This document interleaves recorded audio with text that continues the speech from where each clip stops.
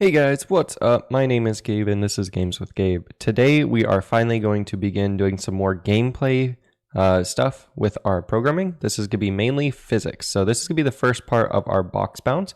There's a lot of setup we have to do, which is why I'm splitting up the box bounds into two parts.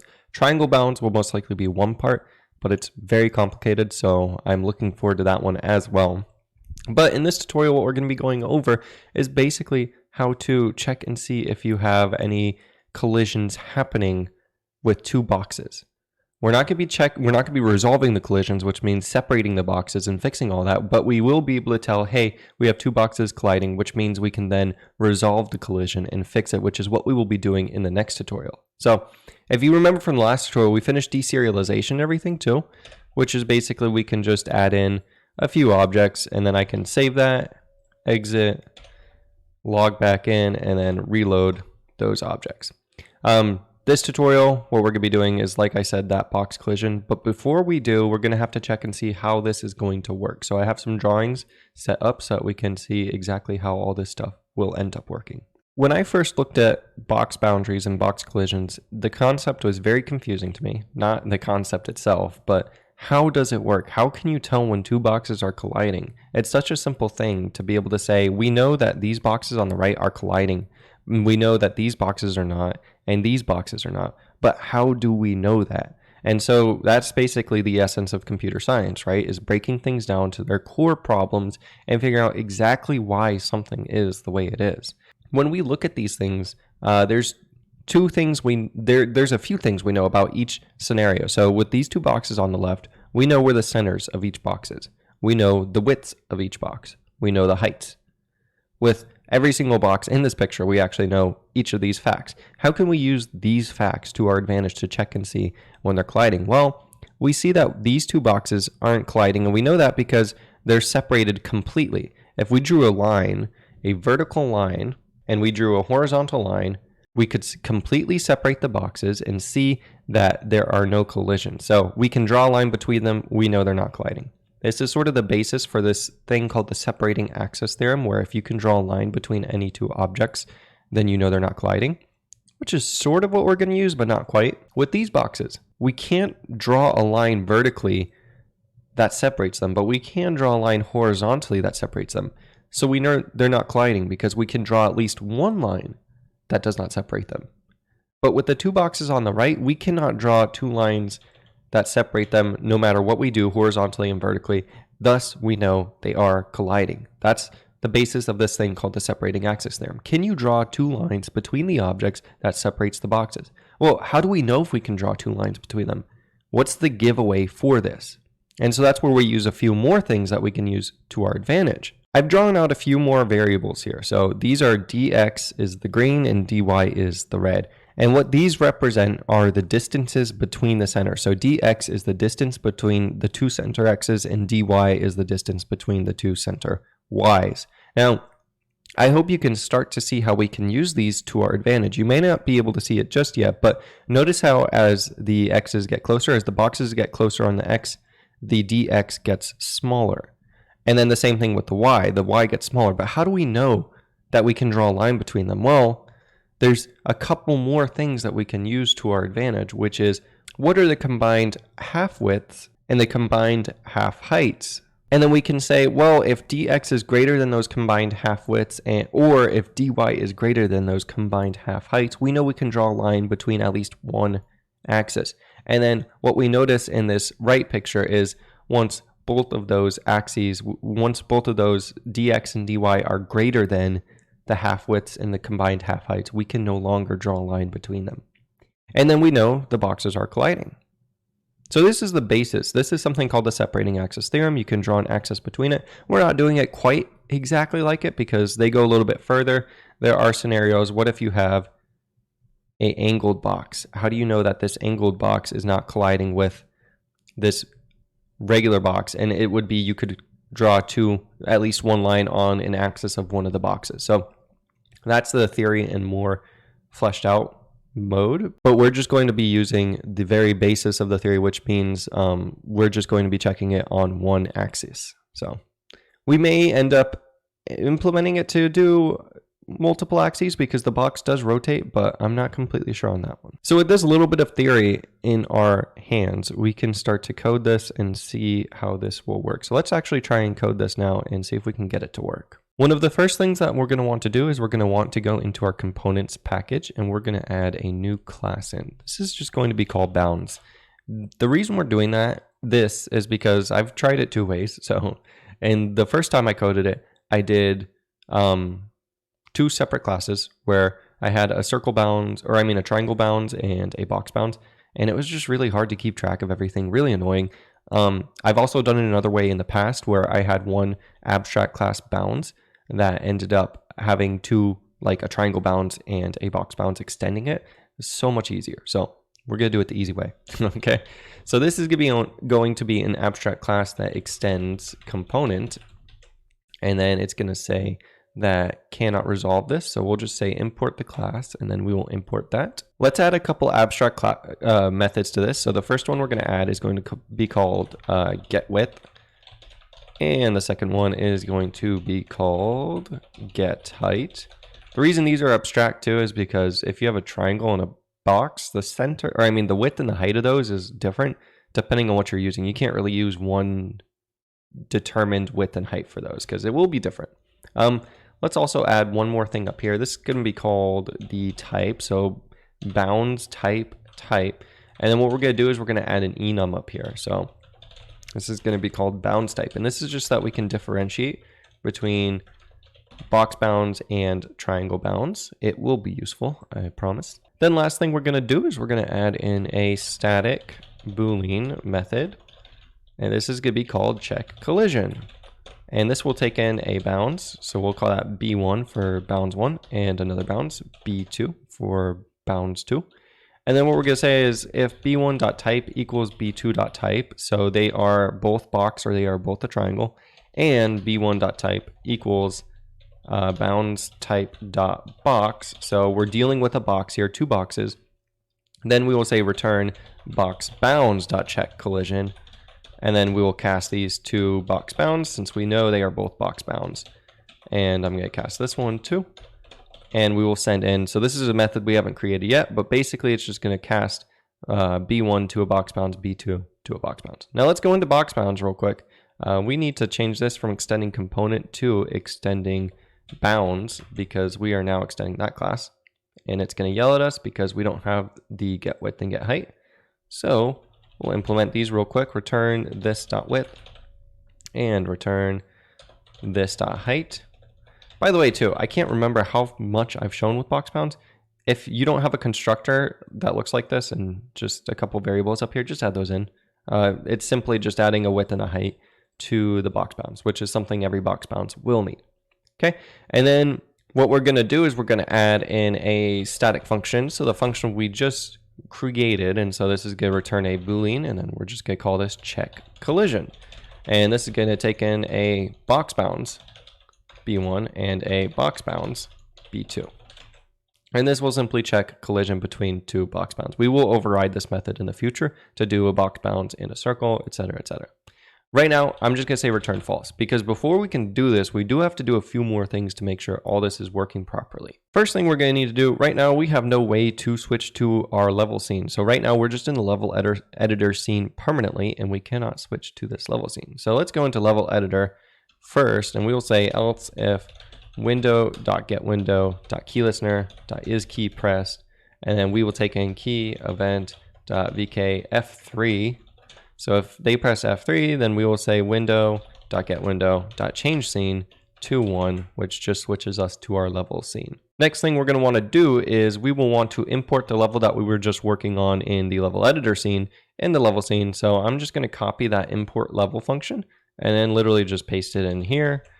And then I'm going to go up to our initialization method, and right below our init, I'm going to say import level. And then we're just going to call this test, which is what we've been calling the level. So we could abstract this to the scene class. I mean, if you want to, that's probably better too. So do that. Be better than me. But for now, I'm just going to leave it in here. And then one thing we're going to have to do too is something I noticed. I noticed this a while ago. Okay, well, first of all, this is saying it's missing a return statement. So let's add that in real quick. Just say return false inside this bounds class. But one thing I've been meaning to do, which I forgot about, is if we go into here and you notice if I place something down here, it's not lined up with the ground. So there's a really easy fix to that. We just don't have it lined up. The ground isn't lined up with a 42, a multiple of 42, which is the divisions that we're going in for our grid. So we can just go into our constants class, and another reason these constants are amazing so that we can do stuff like this. There is this variable called ground y. We have it at 700. 714, I believe, is a multiple of 42. And just like that, everything lines up right now. So I'm just going to add in a couple things here. F2, and then if I hit F3, it should switch. We don't see anything right now. Let's see what's going on with that real quick. So the problem with that wasn't anything in the actual code. It was just me hitting the wrong button. I was hitting F2 instead of F1 to save. So just make sure you hit the right button there. And then if we hit F3, and I just lost the save data again because I saved an empty level. So if we just build the level and then you hit F1, then hit F3, we see that we get the level imported into the level scene. So we have all that working properly now. Next thing we're going to want to do is we're going to have to add in box bounds to all of our menu buttons. So right now, when we are building a level and we just start placing boxes, there are no box bounds attached to these objects. It's just a sprite. So let's add those box bounds. We can do this simply by going to our UI. And then if we go into main container, we have this method up here, which is adding in all of our different sprites. So we'll go into here, and right below this, I'm just going to say object.add component, new box bounds, and then I'm just going to give it constants.tile width and constants.tile height. Because right now, all of them are the tile width and the tile height. We will be changing this in the future so that it supports the different block types too, which you do have to do some manual stuff, but it's not too bad. So now these box bounds all have a box bounds component, which means that we are going to have to add in some serialization and deserialization methods for our box bounds class. Because right now, when we have serialize, it just returns an empty string. That's not good. So let's go into here, and then we're going to create a new string builder. Say that equals a new string builder. This is all very similar to what we did for serialization of our other classes. Since this is a component, we won't be doing the add begin object property. And instead we'll just say, or no, we will be doing that. Okay, so we'll say append begin object property. This is box bounds, and then we are going to give it tab size. Then we will say builder.append add float property, and it's going to be width.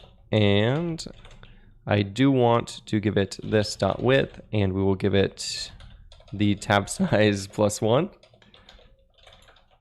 and then a new line and a comma. So just true, true, and then close that off. Then we'll say builder.append, add another float property. This one is going to be height. We're going to give it this dot height, and then tab size +1, true, and no comma, so false. And then we will say builder.append close object property tab size. And then we will return builder.toString. So that should take care of the serialization. And then let's add in real quick too a deserialize method. So we'll say public static box bounds deserialize. And then this one, we're not going to worry about begin object property because this is a component. So that will be consumed in the parse component. So instead what we will say is we'll just say parser.consume float property width, and I'm actually going to say that the float width equals this consume float property, and we'll say parser.consume a comma, and then we'll say float height equals parser.consume float property, and this will be the height. And then after that we can just simply return a new box bounds width and height, and that should return a new box bounds. So next step, okay, so we're almost done fixing serialization and deserialization. We have to go into our parser class. Inside this parser class, we have this parse component method. We need to fix this. First, let's refactor a little bit. I'm going to take these and put it up here because we will be doing that for every single component. No sense in writing all that code out several times. Let's say case box bounds. So if we run into a box bounds as we're deserializing, we'll just return the box bounds dot deserialize. That should be good. Now we should have our box bounds being completely serialized and completely deserialized. Let's make sure we don't get any errors. We'll run this real quick so we get in perfectly fine. Let's add in a few different boxes and a few different boxes. And then I'm going to hit F1, F3, and we get expected a quotation, but instead got this at line 27. When I'm debugging this though, I'm just gonna walk you through what I do. I'm gonna go into here, go to line 27, see what that was. So it says it was expecting a quotation here. What I'm guessing happened is it failed while parsing one of these strings. Something weird happened. Actually, I know exactly what happened if we go to it. So what just went on there was I was just thinking for a minute about what could possibly have gone wrong. If we go into our box bounds class, notice we never consume the end object property. And so consume end object property is something we'll need to add. And the reason I thought of that was because it was at we noticed that we skipped the ending of that and it just went to a bracket. So that's kind of weird. And so that kind of clued me off too. Maybe we're missing something. And then I thought about the end object property. So just a little bit debugging info. It's kind of hard when you're not writing the code yourself, so it doesn't come to you as naturally. If you're working on your own project, those things will come a lot more naturally than when you're following along with my tutorials. But we forgot that. So now that we have that added, if we run this one more time, and then we add in a few different box bounds, and you hit F1, then you hit F3, we notice that it all works fine. So we have the component serialization and deserialization working perfectly. Now that we have it working perfectly, let's actually add in the check collision method that we talked about. So we talked about in the beginning of the video how we can check for these variables. A couple things we're going to need. We're going to add in a couple of new variables called half width and half height. The reason being, calculating these every single frame is not smart. It's just not smart, and it wastes CPU cycle. So what we can do is we can just calculate it once, because we know the width isn't going to be changing, the height is never going to be changing. So we'll just calculate it once at the beginning. That way, while the game is running, we don't have to continue to calculate these over and over again. And then I'm going to add in another variable up here called the center. And these are going to retain the center of the object. And the reason I'm putting it up here is because we don't want to create a new vector2 every single frame that is center. So I'm caching the object, but we will be changing the object's contents every single frame. If that doesn't make sense, it's fine. I'm going to go up here and then add in a public void calculate center. And all this is going to do is it's going to say this.center.x equals this.gameObject.transform.position.x plus this.halfWidth. Half-width.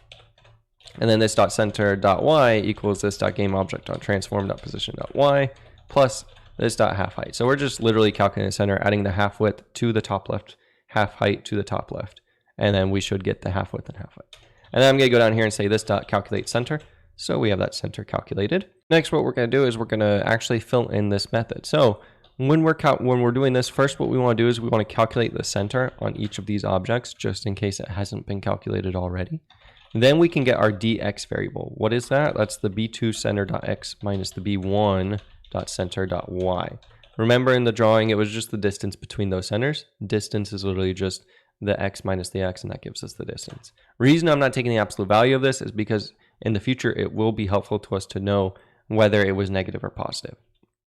Let's get dy. That's b2.center.y minus b1.center.y. Oh, and this should be b1.center.x, not y. That would be a weird bug. Next, we'll have combined half widths. And so this is just going to be b1.halfWidth plus b2.halfWidth. And then combined half height, it's going to be b1.halfHeight plus b2.halfHeight. And then we can do our checks real quick. We'll say if the absolute value of dx is less than or equal to combined half heights, we know we are at least touching. And then we can return math.absolute value of dy is less than or equal to the combined half heights. This should be half widths because we shouldn't be checking. Yeah. Okay. So if the distance between the x's is less than their combined half widths, we know it's colliding along that axis. Then we just return whether or not it's colliding along the y-axis. And if it is, then we know that they are colliding. If those are not true, then we will just return false. If they're not colliding along the x-axis, we know they're not colliding at all. So this should tell us whether two boxes are colliding or not. Next, let's add in a method let's add in a utility to our level scene so that we can check collisions as the game is going. So let's go into the level scene, and then right here, when we're looping through all the game objects, what we'll do is we'll say if G does not equal player, actually before we do this, let's go up here. I'm going to add in right below here a public box bounds, and this is going to be the player bounds. The reason I'm doing this is because we're going to be using this a lot since player bounds is the only one we're checking, and I don't want to be doing get component on that every frame, as we can save just a little bit of CPU cycles with that. So then down here, what we're going to do is we're going to say player bounds equals a new box bounds, and we're going to say constants.tile width and constants.tile height. I guess we could do player width, player height, but it's the same thing. And then we'll just say player.add component player bounds. With that done, we can go into our loop like I was about to do. And then we'll say if G does not equal player and G.getComponent bounds.class does not equal null. So if the game object we're currently looking at is the player and the game object does not have or does have a bounds component attached to it, then we want to check and see if it's colliding with the player. So then we'll say if if bounds.checkCollision, and then we'll give it the player bounds, and we'll give it G.getComponent bounds.class. So if it says there's a collision, then we'll just say system.out.println colliding. We won't do anything with this information yet, but we will mark it. And then let's do one more little tiny optimization too. We'll just say bounds b equals G.getComponent bounds.class. And then inside here, we'll say if b does not equal null, and if bounds.checkCollision, the player bounds, and b, then we will log that, because this will also help. Instead of getting it twice, we're just getting it once. Let's run this, and if the player collides with the boxes, and if we have no errors, then we should get everything working properly. So this is just saying that this .center is not calculated, or does not exist. Let's just add in this equals a new vector2, and then run this one more time. So make sure that you are initializing the center up here, but then also we can't do this .calculate center inside of this because the game object does not exist. So we will use our start method, and we'll say public void start, and we'll say this .calculate center inside of the start method. That way the game object is attached, or the box bounds is attached to the game object when we start to run calculate center. And if we run this, we should have no problem. Let's hit F2, that should import it, and then if we hit F3, we lose everything for whatever reason. So let's go back, just pull a simple level real quick. And then I'll hit F1 to save that, and then hit F3. And we should see colliding when he collides. So the problem we were having is we forgot one last thing, which is to set this .type in here to bounds type .box. And this is important because inside here we're checking to see if the type is a box before we actually check the collision. So make sure you add that in. Now if we run this and we hit F3, as we run through these boxes, you'll notice in the bottom left corner that we get colliding showing up on the screen. So now we have a method to check and see if two boxes are colliding, essentially the player, to see if the player is colliding with the boxes. In the next tutorial, what we're going to be going over is resolving those collisions, meaning if the player collides with them, then we will kill the player unless he's colliding with the top. And then we will also add in a jumping method so that we can actually jump onto the boxes, which should be fun. And then we'll actually start to sort of get some gameplay going. So I hope you guys liked this. If you did, please hit like and subscribe, and I will see you in the next tutorial. Thanks. See ya.